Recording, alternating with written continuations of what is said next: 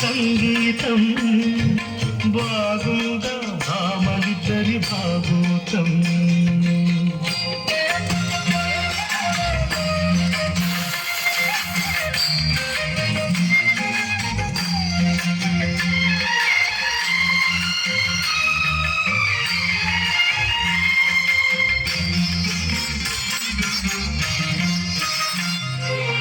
ఇంటిలోన పోరంటే ఇంటింత కాదయ